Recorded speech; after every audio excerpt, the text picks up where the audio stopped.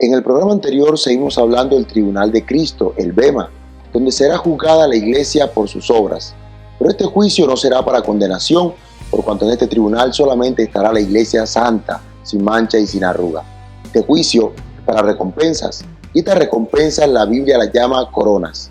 En el programa anterior hablamos de 6 coronas: la corona incorruptible de gloria, la corona de gozo, la corona de vida, la corona de justicia, la corona de gloria y la corona de vencedores. Hoy seguiremos hablando de este tema, así que quédense con nosotros, preparándonos para la venida del Rey. Cristo viene pronto. Ministerio Berea Barranquilla presenta Preparándonos para la venida del Rey. Cristo viene pronto. Un programa centrado en las profecías del pasado y del presente siglo que confirman los tiempos del fin, la inminente venida de Cristo por su iglesia y los eventos proféticos a punto de acontecer sobre el juicio venidero, al igual que las promesas futuras para la iglesia santa, Israel y las naciones salvas.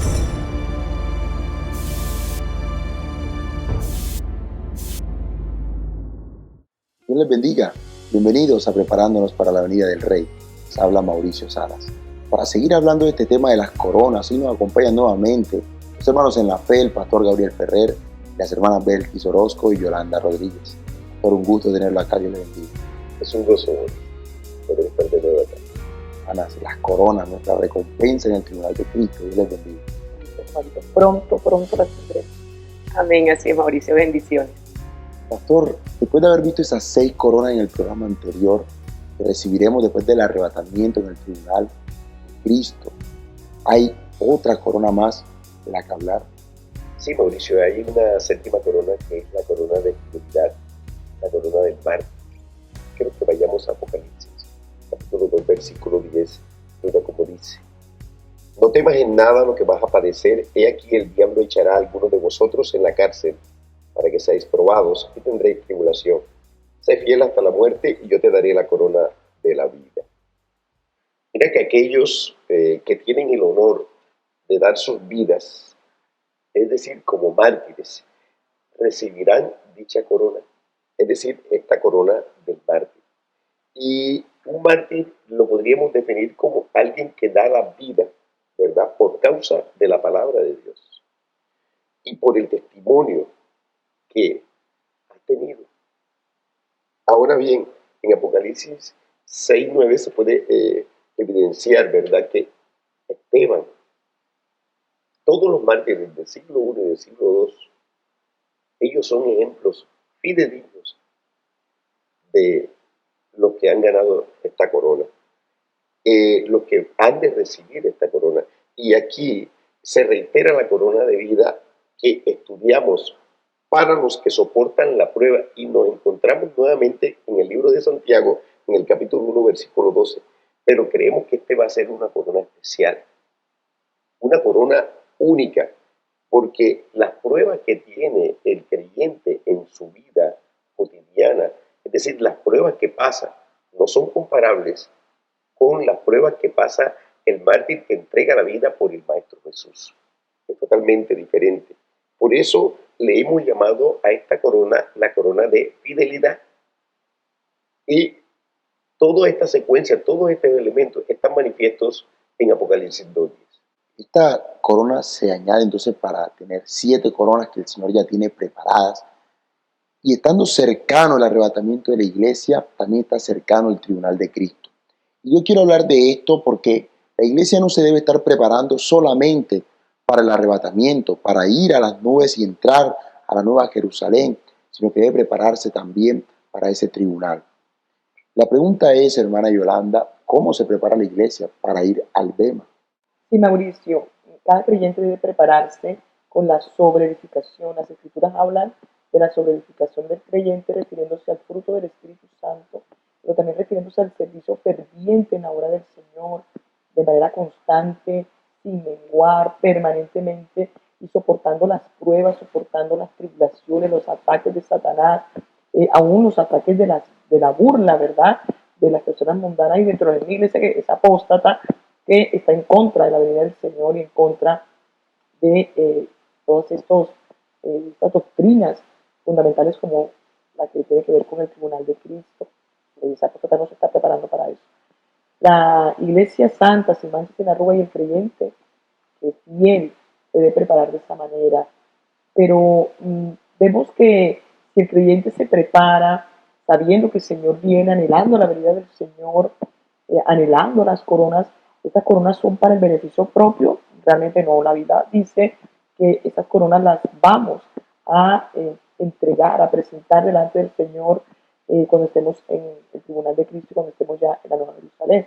Hermana, que la motivación para las coronas no son el hecho de nosotros tenerlas, sino de saber que son nuestra última ofrenda al Señor. Aquí podemos ofrendar al Señor nuestro servicio, ofrendarle al Señor nuestra alabanza, pero ya vayamos, la ofrenda será de este caminar que tenemos con el Señor, justamente de esas coronas.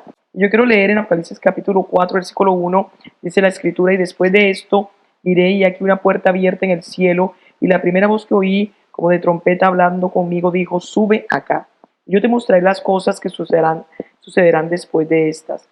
Y al instante yo estaba en el Espíritu, he aquí un trono establecido en el cielo, y en el trono uno sentado. El aspecto del que estaba sentado era semejante a piedra de jaspe y de cornalina, y había alrededor del trono un arco iris semejante en aspecto a la esmeralda. Y alrededor del trono había 24 tronos, y vi sentados en los tronos a 24 ancianos, vestidos de ropas blancas, con coronas de oro en sus cabezas. Ya hemos citado este versículo 4, donde se habla de las coronas, pero yo quiero citar el versículo 10, en ese mismo capítulo dice: los 24 ancianos se postran delante del que está sentado en el trono y adoran al que vive por los siglos de los siglos. Se está refiriendo al Señor Jesucristo. Y dice: y echan sus coronas delante del trono diciendo: Señor, digno eres de recibir la gloria y la honra y el poder, porque tú creaste todas las cosas y por tu voluntad existen y fueron creadas. La pregunta aquí para los creyentes que nos están viendo aquí este día de hoy en esta emisión es: ¿cómo está tu servicio al Señor? ¿Cómo estás asumiendo esta comisión, la gran comisión que el Señor le dio a la iglesia de ir a predicar y hacer discípulos a todas las naciones? Es decir, de evangelizar, que se refiere a ir a predicar, pero también cuando habla de hacer discípulos, de la enseñanza de la palabra, enseñanza que en este tiempo Belkis, Pastor y Mauricio, no es como muy popular, ¿verdad? Porque ahora ya ser maestro no es muy popular. La pregunta es: ¿estás motivado a buscar y estas coronas ganar, estas coronas en este tiempo que se deben ganar, pero con el único objetivo de adorar al Rey de Gloria, de presentar las coronas delante del Señor, tal y como leímos aquí en Apocalipsis, en este capítulo 4, versículo 11, 10 y 11? Ganar las coronas para darlas como última ofrenda al Señor. ¿Qué más podemos decir, hermana Belkis, sobre esto de la preparación? Bueno, mira, yo quiero citar, Mauricio, Hechos 20:24.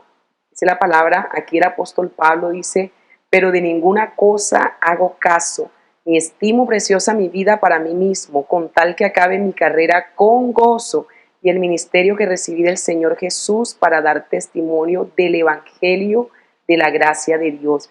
Pablo tenía muy claro que iba a ser salvo.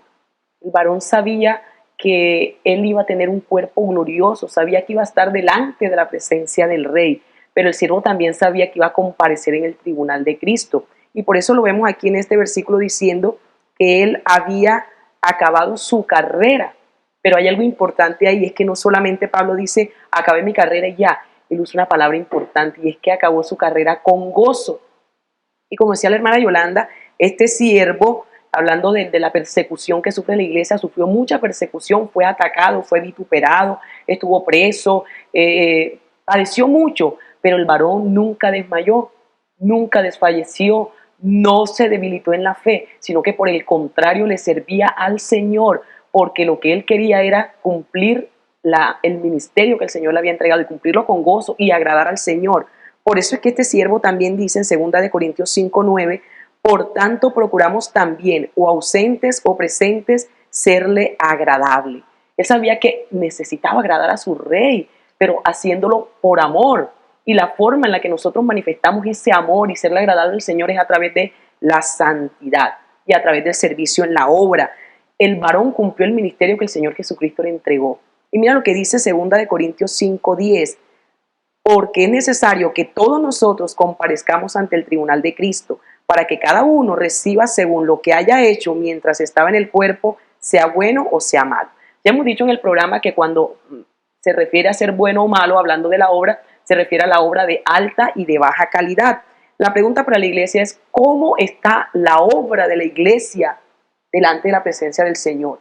¿Son tus obras de alta o de baja calidad? ¿Estás dispuesto a hacer lo que hizo el siervo Pablo, dejarlo todo con tal de servir al Señor, dejar tu propia vida, o entregar tu propia vida para agradar al Rey? Es una pregunta muy importante. Amén. Porque es necesario que en estos tiempos del fin la iglesia esté reflexionando al respecto, porque nosotros estamos viendo que la iglesia de estos tiempos no está pensando en esto, no está pensando en agradar al Señor como lo hacía el siervo Pablo, sino que están agradándose a sí mismos.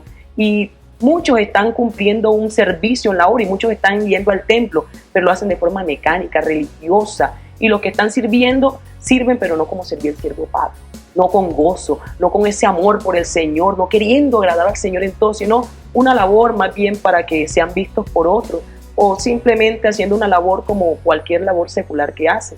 Y la obra del Señor no la podemos comparar con la obra secular, con el trabajo secular, porque la obra que le hacemos a nuestro Rey tiene que ser una obra con agrado, de un corazón que realmente ame a su Señor. Amén, amén. Por eso es necesario que la iglesia reflexione y se revise acerca de todas estas cosas. Amén. Pero esto de las obras de alta o baja calidad, vamos a ver al regresar cuáles son de las que el apóstol Pablo nos está hablando.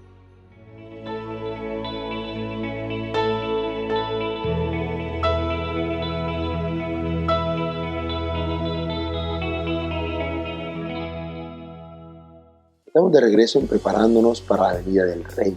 Pastor Gabriel, hablábamos de las obras de alta y baja calidad que menciona el apóstol Pablo. ¿Cuáles son? Mira, Mauricio, cuando el apóstol Pablo habla de que en el tribunal de Cristo seremos juzgados según lo que hayamos hecho, es decir, en lo que respecta a las obras, nos vamos a encontrar con dos puntos fundamentales. Un primer punto es el fruto del Espíritu Santo y un segundo punto es las obras del ministerio al servicio del Señor. Fíjate tú que la idea es hablar de estos dos tipos de obras, por cuanto es el apóstol Pablo, ¿verdad?, quien hace referencia a estos pasajes cuando habla del tribunal de Cristo. Entonces vamos a ir a 1 Corintios, al capítulo 3, y vamos a leer del 1 al 4. De manera que yo, hermanos, no puedo hablaros como a espirituales, sino como a carnales, como a niños en Cristo. Os di a beber leche y no vianda, porque aún no erais capaces, ni sois capaces todavía. Porque aún sois carnales, pues habiendo entre vosotros celos, contiendas y disensiones. ¿No sois carnales y andáis como hombres? Porque diciendo el uno, yo ciertamente soy de Pablo, y el otro, yo soy de Apolos, no sois carnales. Mira que hasta aquí lo que nosotros podemos observar es que el apóstol Pablo está hablándole a los creyentes de Corinto. Y estos creyentes de Corinto, Pablo les estaba dando la palabra, y muchos habían sido salvos, se habían arrepentido, ¿verdad? Pero no estaban manifestando el fruto del Espíritu Santo. Y se le había levantado la carne, se le habían levantado las obras de la carne, y no estaban creciendo, se habían estancado. Y dice que esta carnalidad se podía reflejar en ellos en disensiones, celos, contienda, envidia. Todas estas manifestaciones de la carne eran presas y eran manifiestas a través de esta iglesia de los Corintios. Amén. Y nosotros vemos, por ejemplo, personas en la iglesia recibieron a Cristo, ¿verdad? Y empiezan a servir al Señor, están en la obra del ministerio, pero se descuidan en la oración, en el ayuno, en la comunión con el Señor, y empiezan a vivir en la carne, a que se le levante el viejo hombre, se le levantan las obras de la carne, empiezan a tener, como dice el pastor, citando el ejemplo de la iglesia de Corinto, celos ministeriales, envidias, algunas contiendas, y evidentemente esto afecta las coronas que la persona se va a ganar, el creyente se va a ganar, porque no es lo mismo un hermanito, un creyente que permanentemente, constantemente se está esforzando tomando las armas que el Señor nos ha dado y el Espíritu, la guía del Espíritu Santo para poder vivir en el Espíritu, como dice la Escritura en Romanos capítulo 8, versículo 1, viviendo, pensando, andando en el Espíritu, pensando en las cosas del Espíritu, perseverando en esto, que una persona que está viviendo en el Espíritu, pero de repente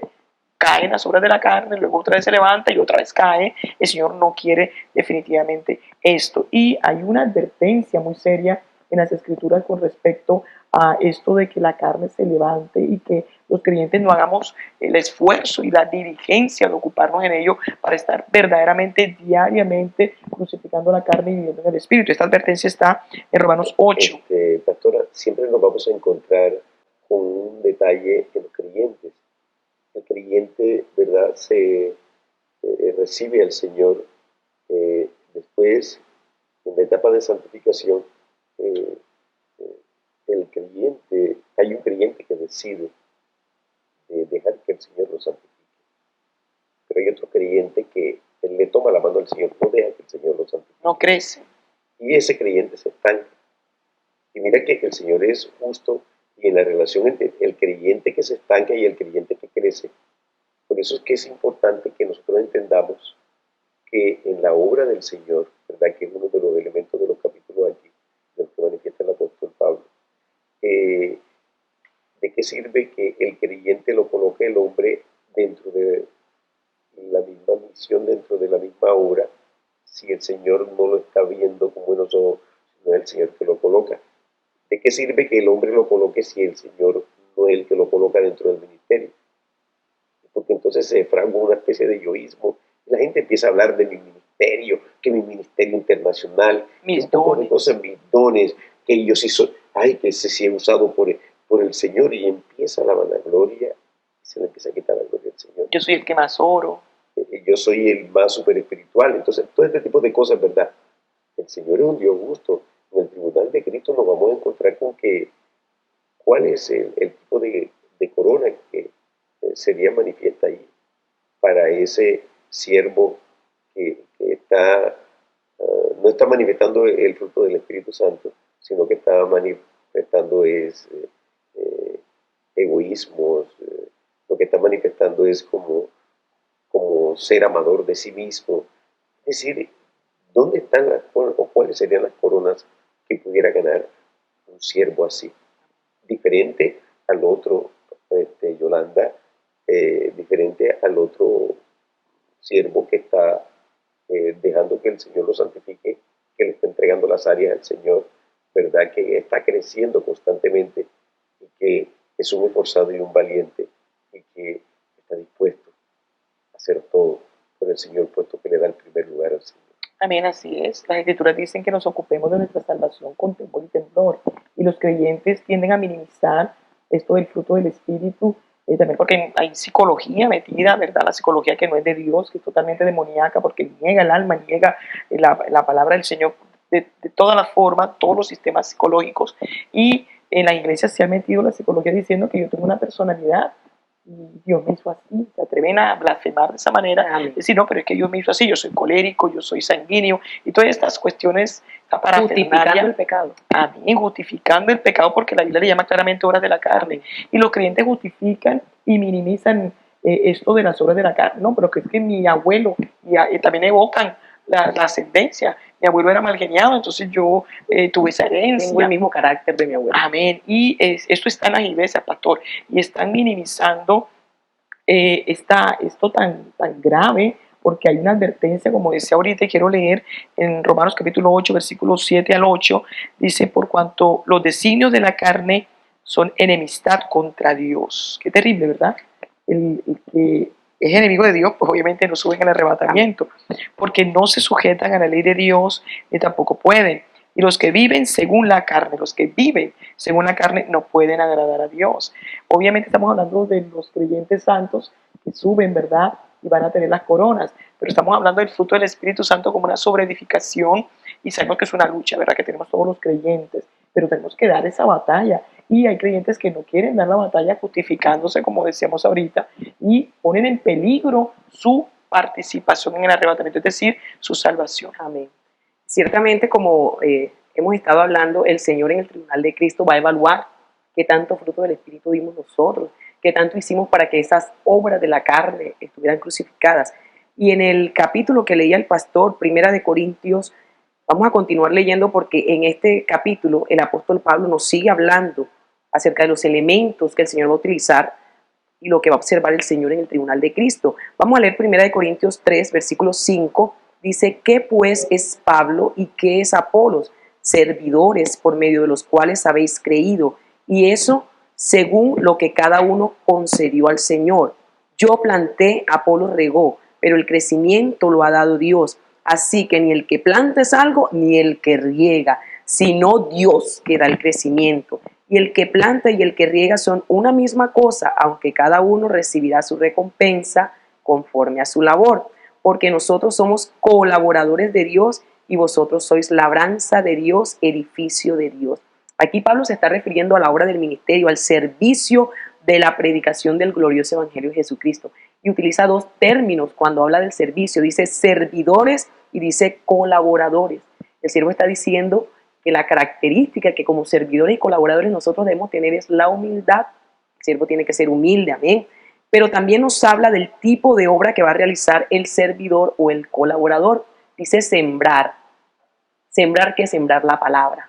Nosotros tenemos esa misión, es la comisión que nos ha entregado el Señor como iglesia, sembrar la palabra del Señor. El apóstol dice claramente aquí que siembra el evangelio y predicarla persistentemente. Este tiempo en que la iglesia tiene que estar cumpliendo esta misión. Tenemos que ir a sembrar la palabra, tenemos que ir a enseñar la palabra, porque dice que también hay que regarla, y cuando habla de regar la palabra se está refiriendo a la enseñanza de la palabra. Por eso es que nos habla primeramente de la obra de la evangelización. La iglesia tiene que ir a evangelizar. La iglesia que está despierta en este tiempo del fin está cumpliendo esta palabra, está sembrando la semilla. ¿Y cómo sembramos la semilla? Cuando vamos por los caminos a evangelizar, a llevar la palabra del Señor, a dar las buenas nuevas de que Cristo viene pronto. A buscar el último gentil. Amén, amén, amén. Y dice también el apóstol que vamos a, no solamente a sembrar la palabra, sino que se va a regar. Se siembra la semilla y se riega. Cuando se lleva la enseñanza de la palabra, se está regando esa semilla, porque aquella palabra que fue allá puesta en el corazón cuando se evangelizó, luego se va a regar para que comience a dar fruto. Así que el Señor nos dio la comisión, y la comisión que dio el Señor fue ir y predicar el evangelio a toda criatura. Ahí se está sembrando la semilla. Y luego dice, haced discípulos en todas las naciones. Ahí está hablando la palabra de la enseñanza. Así que la iglesia tiene que estar haciendo esto, sembrando y regando, evangelizando y enseñando, pero enseñando la palabra, verdaderamente. Y de estas dos operaciones, hermanos, surge un edificio, una labranza, ¿sí? Es decir, un creyente fortalecido en la palabra de Dios, firme en la fe, firme en la santidad. Amén. Y ese es el que va a estar listo para ser un servidor, para ser un colaborador. Ese que va a extender, el que el Señor va a utilizar para extender su reino de poder, su reino espiritual, para extender la salvación. Y ese que hace esas dos operaciones de las que usted nos habla, es al que se le van a sopesar sus obras en el tribunal de Cristo. Pero vamos a hablar de esto al regresar.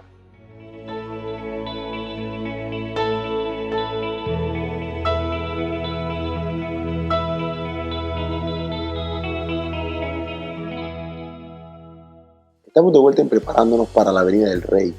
Frente a todo esto, Pastor Gabriel, que hemos estado hablando en el programa de hoy, ¿cuál es la exhortación para la iglesia? Bueno, la iglesia se tiene que preparar, y no lo está haciendo, para ir después del arrebatamiento al tribunal de Cristo, al Señor. Y una de las cosas más importantes que nosotros nos encontramos dentro del cuerpo de la iglesia, mira que muchas veces el creyente ni siquiera tiene claridad sobre cuál es el papel que tiene que desempeñar dentro de lo que es la iglesia, es decir, el cuerpo santo.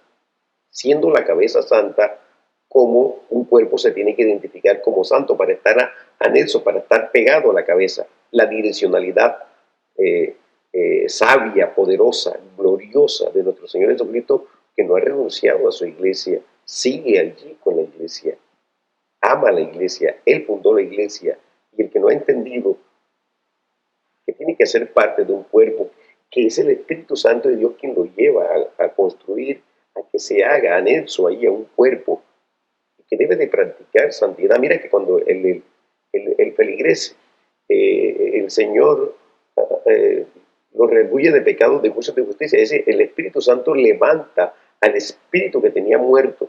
Entonces viene un proceso de santificación. Y después viene toda una obra de alfarero del Señor con respecto al feligrés, y el barro empieza a ser tratado para el Señor tratar de construir la vasija perfecta. Pero esa vasija hace parte de un orden dentro de la misma estructura de lo que es la dimensión del cuerpo de la iglesia, esa iglesia santa que el Señor siempre ha anhelado, siempre ha querido. ¿Y qué sucede con el creyente? Hay un tipo de creyente que sí acepta lo que el Señor le está pidiendo. El Señor le está diciendo: déjate santificar, no me quites la mano de lo que yo estoy moldeando.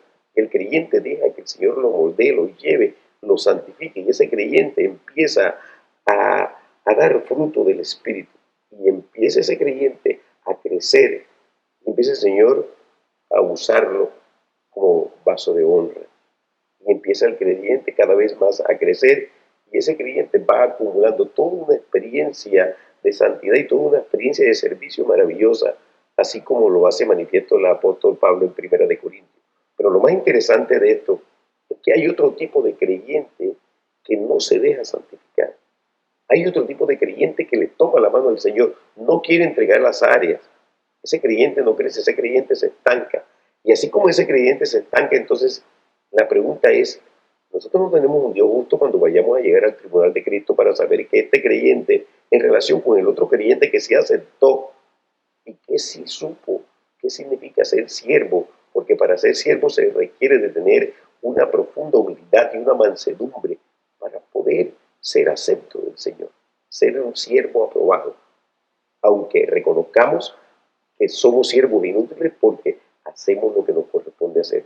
Pero la obra perfecta la hace el Señor Jesucristo, y es Él el que hizo todo, hizo la obra perfecta. Y por eso cuando nosotros llegamos al tribunal de Cristo, hermano Mauricio, Yolanda y Belki, y los hermanos que nos están viendo, ¿sabe qué sucede? Lo más lamentable que pudiera ocurrir es que nosotros ni siquiera pudiéramos verle los ojos al Rey, que es lo que más anhelamos nosotros ahora, por cuanto pudiéramos ir con las manos vacías, por cuanto no dejamos nosotros que el Señor también levantara en nosotros una conciencia de sobreedificación. El Señor nos edifica dentro del cuerpo, derrama los dones, ¿verdad? Hace todo, y nosotros sobreedificamos. Pero hay un material con el que nosotros edificamos frente a las obras que realizamos, y eso es lo que va a sopesar el Señor en el tribunal de Cristo. Es que este tema del tribunal de Cristo es muy amplio, el bema. El Señor habla de recompensa y pérdida. Y una pregunta sería: ¿cuál será esta pérdida? Habla de los tipos de sobreedificación y utiliza metáforas acerca del oro, plata, piedras preciosas, la madera, la hojarasca, el heno. ¿Qué significado tienen estas metáforas con respecto a las obras y a la sobreedificación que está haciendo el creyente? ¿Hay más versículos frente al tribunal de Cristo? Seguramente sí, pero lo trataremos en el siguiente programa porque hoy se nos ha acabado el tiempo. Pero hemos tenido el gozo de seguir hablando de las coronas, de la recompensa para la iglesia santa, sin mancha y sin arruga, que irá al tribunal de Cristo. Así que recuerda mantener tu lámpara encendida. Maranata, Dios te bendiga. Nos vemos aquí en una próxima emisión, preparándonos para la venida del Rey. Cristo viene pronto.